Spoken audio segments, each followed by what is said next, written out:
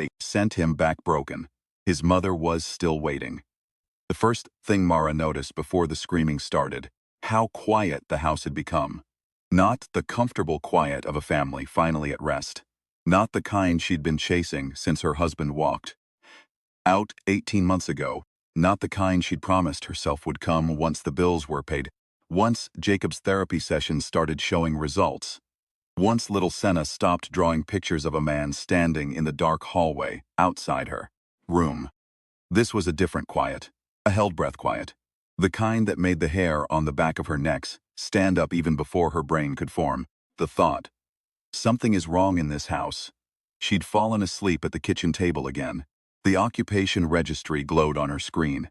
The government resettlement forms, 12 pages of dense, bureaucratic language, explaining exactly how much she owed, and exactly how little time she had to pay it before the township repossessed the deed. 3 months, maybe 4 if she filed the hardship extension. The cursor blinked in the box labeled Reason for Delinquency. She'd typed the word war, and then deleted it because it felt too simple. She'd typed the word everything and deleted that too. The overhead light flickered once, twice. Then she heard Jacob's voice from upstairs, not words, just tone. Particular strangled sound a 15-year-old boy makes when he is trying very hard not to be afraid and failing, and Mara was out of her chair, before she was fully awake, moving through the dark house the way mothers move, by instinct and love and the specific terror of small people in danger. She found Jacob standing in the doorway of Senna's room. He had one arm stretched behind him, holding his 8-year-old sister against the wall, protecting her without thinking about it, the way he always had even when he was angry at her. The way Mara sometimes thought, that was the best of him. The part that hadn't been touched by whatever darkness their father's absence had seeded in the boy. They were both staring at the figure at the end of the hallway. It stood against the wall near the linen closet, approximately human in shape, approximately 6 feet tall, but the proportions were wrong in ways that her eyes kept sliding off of. The shoulders were too wide, the neck too long, the way it held its arms too angular, like a puppet whose strings were being worked by someone who had never seen a human being stand at rest. It wore white. Or it appeared white, the colors of something stripped, of everything, of something that had had all its color burned away. Its face was in shadow, but she could see the shape of it, and the shape was wrong. And where its eyes should have been there was a quality of darkness that her mind refused to properly register. "Mom," Jacob said. Barely a word. More like a breath that had learned language by accident. "I see it," she said. She made herself walk toward it.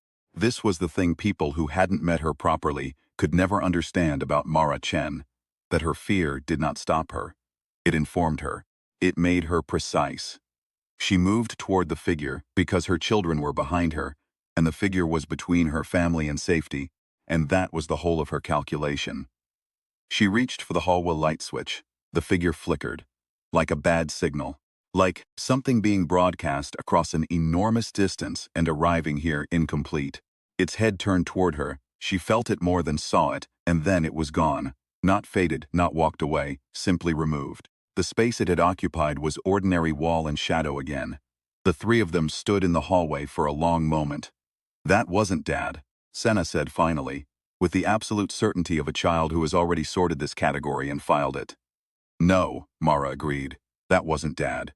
She didn't sleep again that night. In the morning, she called Dr. Eli Voss.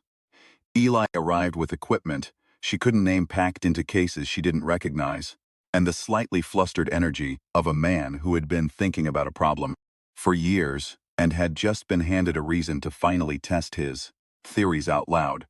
He was Jacob's physics teacher at the township secondary school, had been for 2 years, had come to Mara's attention because he was the only educator who had never once sent home a note about Jacob's temper, had instead sent home a diagram that Jacob had drawn in class. A detailed schematic for something Eli described as an original rethinking of pulsive energy storage, with a handwritten note that said, "Your son is exceptional. Please protect him from anyone who would use that against him." Mara had kept the note. She'd read it on bad nights. He set up his instruments in the living room, things with sensors and meters, things that beeped occasionally and then went quiet, Things that made Mara think of the old pre-war physics labs she'd toured in secondary school, back when physics labs still existed for public school students, back before the concession accords had redirected most civilian research budgets into whatever the hegemony's planners considered more immediately useful. "Tell me everything," Eli said, "from the beginning." So she told him. First incident 3 weeks ago, the shape in the kitchen, there and gone in seconds. The second, a week later, in the basement, longer that time, more solid, as if whatever was projecting it was getting better at it or closer. The paranormal investigation service she'd called because she hadn't known who else to call. And the way the two investigators had gone pale, within minutes of entering the house and left without giving her a refund or an explanation. The way Jacob and Senna couldn't seem to make themselves cross the property threshold anymore. Had been trying for a week, said. It felt like something was holding them back, like the air at the edge of the yard had thickened into something wrong. Shh, Eli listened without interrupting. He wrote things down in a notebook with the focused precision of someone building a structure, not collecting impressions. "The entity," he said when she finished. "You said its proportions were wrong. Something that was once human and had been processed, rearranged." Eli was quiet for a moment. "The children can't leave the yard," he said. "They've tried. Jacob's tried a dozen times. He says it doesn't hurt, it just stops him, like a wall he can't see." "Has the entity touched either of them?" Mara remembered the first night. Jacob pulling Senna away from the doorway, the figure's hand reaching forward before it flickered out. "Almost," she said. "Jacob's arm. I don't think it made contact." Eli wrote something down. His pen stopped moving. He looked at what he'd written for a long time. "Mara," he said, "I need to tell you something that is going to sound insane. I've had 3 weeks of insane. Keep going." He turned the notebook toward her. He'd drawn a diagram, a house at the center, arrows pointing inward from a circle around it, and at the top of the page 2 words written and then heavily underlined: temporal displacement. "These entities," he said, "are not haunting you. They're not spiritual. They're not extraterrestrial in any conventional sense. They are, or were, human beings. Test subjects, prisoners, someone, somewhere in the future, is running an experiment that involves the forced teleportation of human bodies across significant intervals of time. The mechanics of what they're doing create what amounts to a temporal field. A kind of echo zone anchored to specific geographic coordinates. Your house, as it happens, sits on those coordinates." Mara looked at the diagram. She looked at Eli. "You're telling me my house is a landing pad for people being teleported from the future. I'm telling you someone in the future is using your house as a dumping ground for human test subjects," Eli said. And his voice was careful and level and very, very angry underneath. "And I'm telling you that the reason your children can't leave the yard is because they've been touched, even briefly, by a temporal field they're not equipped to interface with. Their bodies are anchored to the displacement zone. Until the field is disrupted, they're caught." The room was very quiet. "And the figure in white," Mara said. Eli put the notebook down. He did not answer immediately. She watched something move behind his eyes, knowledge arranging itself, looking for a way to be said. "I don't know yet," he said. "But I think they keep sending the same one back, repeatedly. Whatever they're doing to him, each iteration damages him further. He arrives here more broken every time." "He," Mara said. Eli said nothing. "Is he, Mara?" "Who is he, Eli?" He picked up the notebook again. He turned to a different page. He slid it across the table to her without speaking, and on the page he'd written a single name, and beneath it a question mark. And the name was one she had given to a baby 15 years ago, in a hospital room while her husband held her hand and said, "Whatever you want, whatever feels right." And she had looked at the child's face, and the name had been simply there. Obvious, the only possible choice. Hands were flat on the table. She was very still. "It's not confirmed," Eli said quietly. "It's a theory. Based on the anchor point, the age apparent in the entity's frame, the specific." "How old?" she said. "Mid to late 30s, maybe 40. She did the arithmetic. 25 years forward. Give or take. 25 years from now, someone had her son, and they were running experiments on him, and they were sending him back through time in pieces, and the man she'd seen in her hallway, the broken, wrong-proportioned figure in white, The one her daughter had said with complete certainty was not their father. That was Jacob. That was her son. She stood up. She went to the kitchen. She stood over the sink for a moment. Then she came back. "Tell me how to break the field," she said. It took 11 days. 11 days during which the figure appeared 4 more times. Each arrival more violent, more disoriented. The third arrival put its hand through the drywall in the upstairs bathroom. The fourth, it stood over Jacob's bed for 40 minutes while Jacob lay rigid with his eyes open and his hands in fists at his sides, refusing to wake his mother, because he'd decided he wasn't going to be afraid of himself. Mara found out about this from Senna and spent an hour sitting on the bathroom floor afterward, not crying, because she had decided she wasn't going to be afraid either. And someone in this family had to model something. The fifth arrival was different, longer, more stable.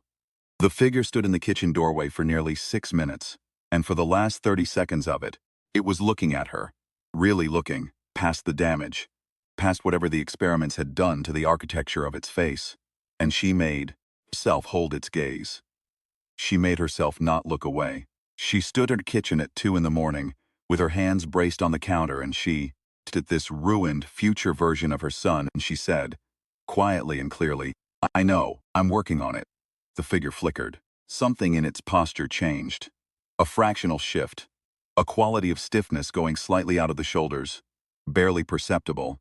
The kind of thing you would only notice if you had spent 15 years learning to read the body language of one particular human being. Then it was gone. Mara stood in the kitchen for a long time. Then she said to the empty room, "We're going to be all right." She wasn't sure she believed it yet. But she'd learned a long time ago that you say the thing first and the believing catches up. Eli's plan required equipment they didn't have and knowledge he'd been carefully not broadcasting since the moment he'd understood what he was seeing. He understood what he had understood for 2 years, working alone at the margins of his physics classes, filling notebooks that he kept in a lockbox under his bed, was that the hegemon's primary research corporation, a company called Axis Nova that operated under 17 different public-facing subsidiary names, had cracked temporal displacement theory approximately 6 years ago. He knew this because he had been there when they cracked it. He'd spent 4 years as a theoretical physicist in Axis Nova's Project Echo division before he'd understood what the project was actually for. Before he'd understood that the human test subjects were not volunteers.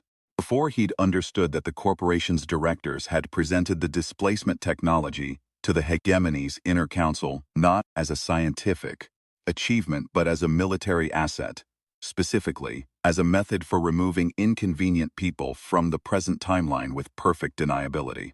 You didn't disappear them, you displaced them, sent them somewhere temporally inconvenient, let the physics do the violence.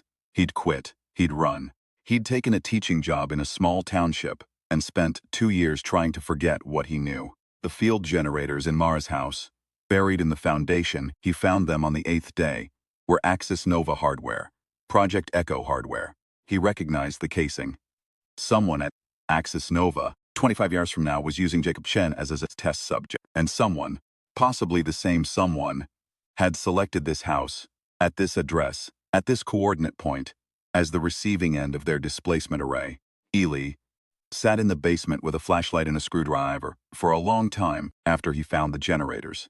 He thought about the boy upstairs, Jacob at 15, who drew propulsion schematics in physics class and had a temper like a struck match and had been holding his little sister behind him in the dark, like a human wall, since she was old enough to walk. He thought about what the files had said about the test subjects in Project Echo's early trials, how the brain chemistry destabilized across repeated displacement, how the subjects lost language first, then memory, then capacity for physical regulation, became progressively less able to interface with the world they were arriving in. How the scientists had logged this, not as suffering, but as degradation of data quality. He thought about Jacob at 40, sent back broken, again and again, to haunt his own childhood home. He picked up his screwdriver. "All right," he said to the hardware. "Let's talk about what you're made of." The plan as it developed over 3 more days of cross-referencing Eli's old Project Echo documentation with the hardware in the basement had 3 components. First, disrupt the receiving field in the house. This would stop future arrivals and, more importantly, release Jacob and Senna from the temporal anchor keeping them confined to the property. Eli could do this with the equipment he had. The disruption would take approximately 4 minutes of sustained counter-frequency application, during which the field would destabilize and attempt to compensate, meaning that whatever was currently in transit would arrive, and arrive hard, and the house would not be a comfortable place to be for those 4 minutes. Second, when the arrival came, do not engage it as a threat. This was the part Mara had added to the plan, in language that brooked no argument. Whatever came through the field was a human being who had been experimented on and was not in control of his behavior. They were going to protect themselves without harming him. She had said this with the calm specificity of someone who had spent 11 days getting clear on what she was and was not willing to do. Third, the real problem. Disrupting the field stopped the arrivals. It did not stop Axis Nova. It did not free the 40-year-old version of Jacob from whatever future facility he was being held in. It did not address the fact that a corporation 25 years from now had apparently identified this specific child as a target worth collecting. They didn't have a third component yet. Mara was working on it. She spent 2 days at the township library, the physical one, the one that still had paper records from before the Accords digitized and selectively archived everything, pulling whatever she could find on Axis Nova and its subsidiaries. She found reference to Project Echo in a 14-year-old research ethics hearing transcript, the one that had apparently gone nowhere. She found a name, Dr. Suri Pandey, who had filed the ethics complaint and then resigned. She found an address, outdated, and a contact trace. Through a community science collective that still operated in the eastern township districts. She sent a message. She waited. Dr. Pandey responded in 4 hours. She said, "I've been waiting for someone to find this. Tell me what you have." Eli ran the counter-frequency on a Tuesday night, 3 weeks and 2 days after the first appearance. He was in the basement. Mara was on the ground floor with a handheld signal disruptor Eli had built over the previous 48 hours from components she recognized as being designed for entirely different purposes. A kitchen appliance, a medical monitoring device, 2 pieces of Senna's old radio kit. Jacob and Senna were in the upstairs bathroom, the most structurally reinforced room on the 2nd floor. Instructions not to open the door until Mara knocked 3 times. "Ready," Eli said through the earpiece. "Ready," Mara said. 4 minutes from now. Give or take 30 seconds. Understood. She stood in the living room with the disruptor in her hands and listened to the house. It was that held breath quiet again. The kind she'd learned to read. She'd started to understand, over the past 3 weeks, that the quiet wasn't menacing. It was the field adjusting, making space for what was coming. She'd still understand it the way she understood other things that seemed frightening from the outside and were actually just mechanical once. You knew the rules. The lights went down, not off, down, dim to something brownish and low, the quality of light in an old photograph. The temperature dropped. She felt it in the skin of her forearms first, then across her shoulders, and she made herself breathe slowly and evenly and keep her stance the way Eli had shown her. Feet shoulder width, weight distributed, the disruptor held in both hands, not pointed yet. The arrivals came through the living room wall, not through a door, not through a window, through the wall. A displacement event. The temporal field tearing a passage through 3 dimensions and depositing its cargo into the present moment with all the delicacy of a fist through wet paper. There was light, white and wrong, too bright to look at directly, and a sound below hearing that she felt in her chest more than her ears. And then the figure was there, kneeling on her floor, one hand down to steady itself, the other hand extended toward her. She looked at it. She looked at him. He was enormous, larger than she'd registered in the hallway's dark. His shoulders were massive, overdeveloped in the way of someone who had survived primarily by physical force for a very long time. His face was a landscape of damage, old scars layered over newer ones, a particular long mark across his left cheek that she recognized, that she had put there herself 3 weeks ago. In the future, she had already started trying to prevent, when she'd scratched at the figure's face, in panic, and watched the wound mirror itself on the figure. and hadn't understood yet what she was seeing. His eyes, when they focused on her, were Jacob's eyes. Exactly Jacob's eyes. Brown and precise and right now for a single moment clear. "Mom," he said. The word cost him something. She could see that. Could see the effort required to reach back through all the displacement damage, all the scrambled neural pathways and erased language, to find that one specific word and say it. "I know," she said. "I'm here. Stay still." She activated the disruptor. The field destabilized in exactly the way Eli had predicted. Violently and all at once. The house groaning around them. The lights going fully dark and then spiking back.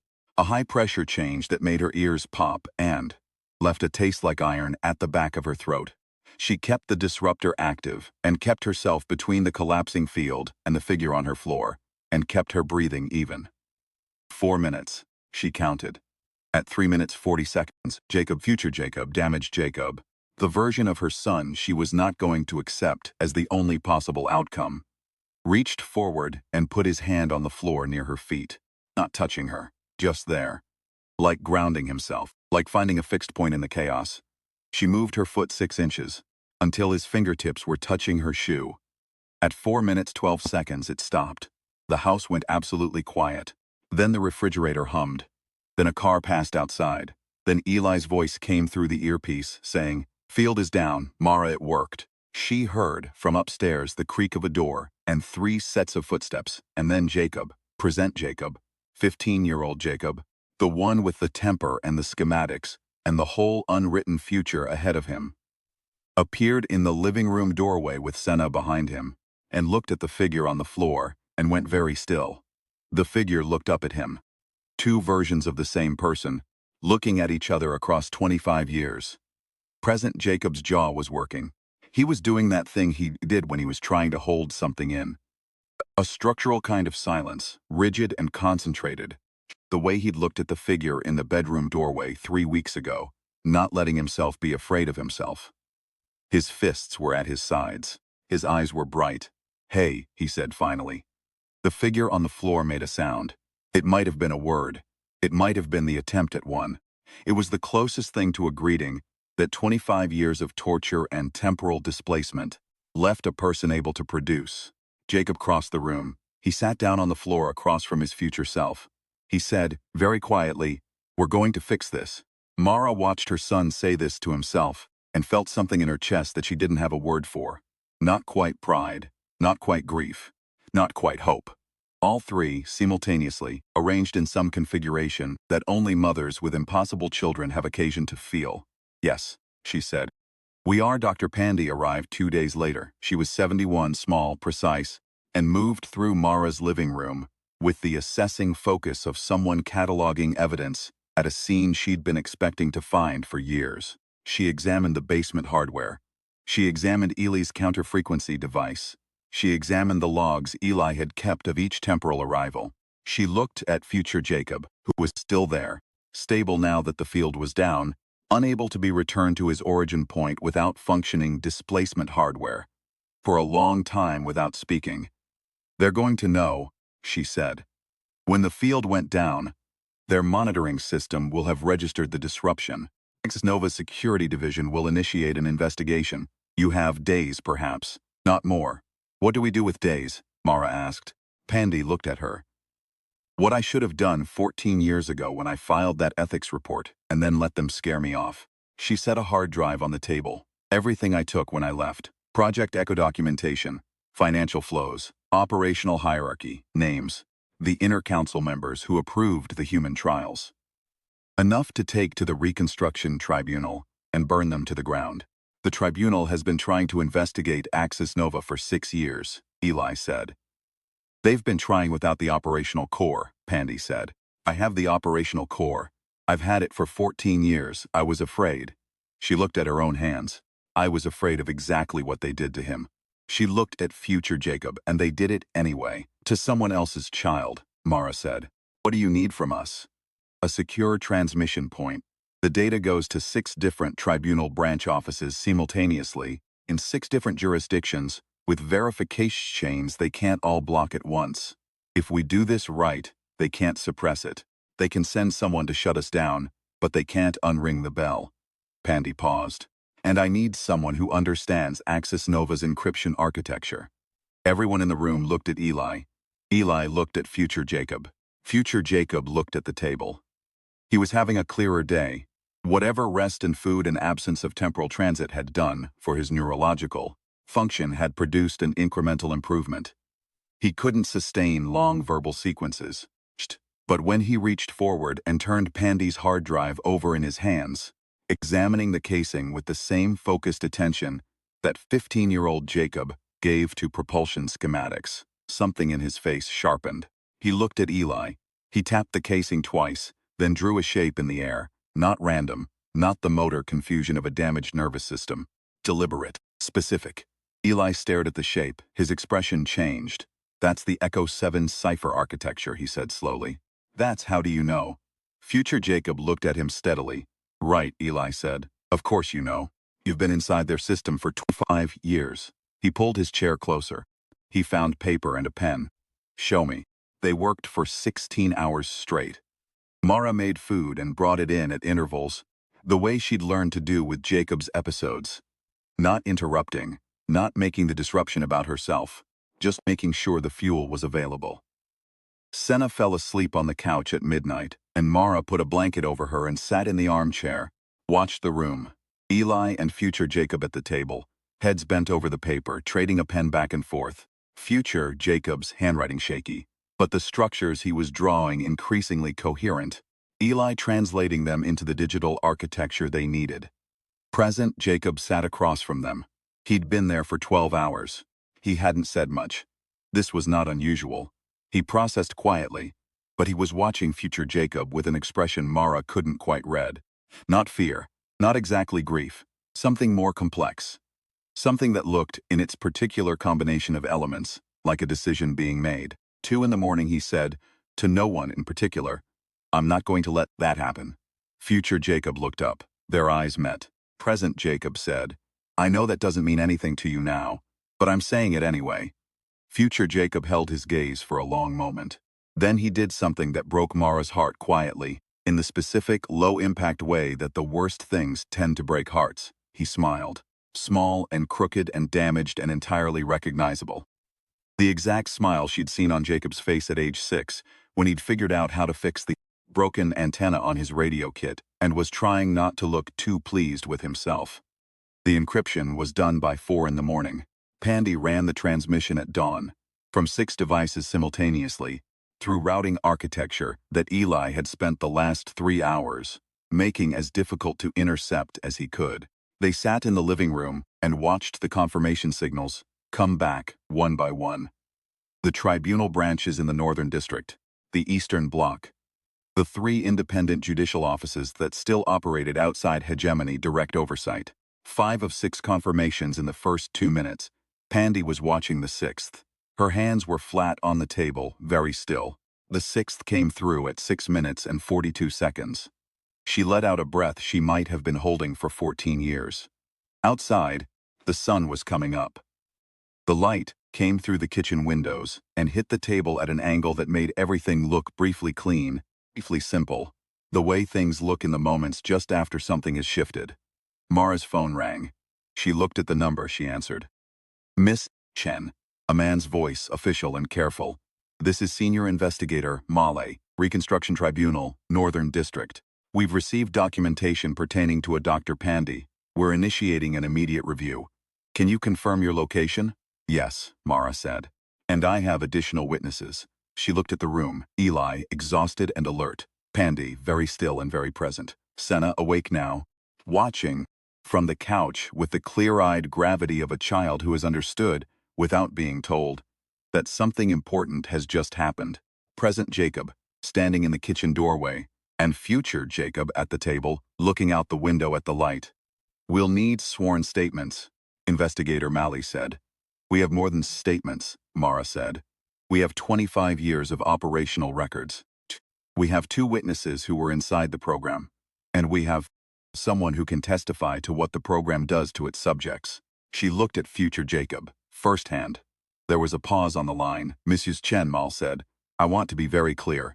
If what we've received is authentic, this goes to the highest level of tribunal jurisdiction. The individuals named in this documentation, the process will be significant and it will not be quick. Are you prepared for that? She thought about the question with the seriousness it deserved. She thought about 11 days of not sleeping. She thought about her daughter drawing pictures of a man in the hallway. She thought about Jacob at 15, on the floor, across from the broken future version of himself, saying, "We're going to fix this," with the absolute certainty of someone who has decided. "Yes," she said, "we're prepared." She ended the call. In the kitchen, Jacob was making coffee.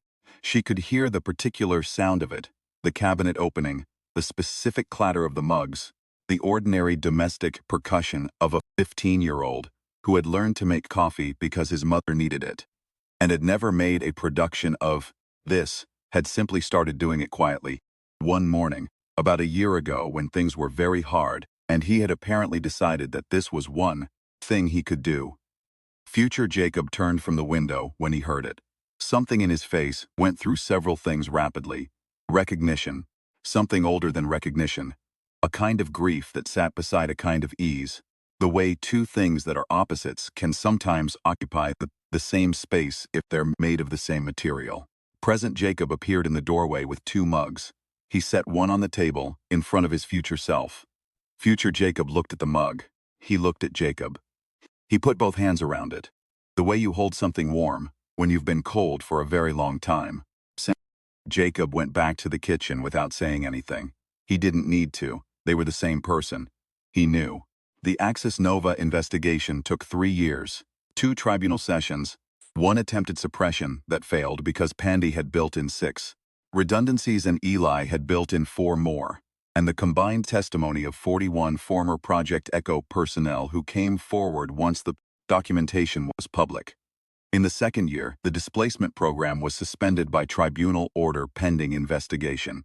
In the third year, the suspension became a permanent injunction, and the 5 executive directors, named in Pandy's documentation, were indicted on 43 counts each. In the fourth year, a medical team working with tribunal resources and Dr. Pandy's technical specifications developed a neurological restoration protocol for temporal displacement damage.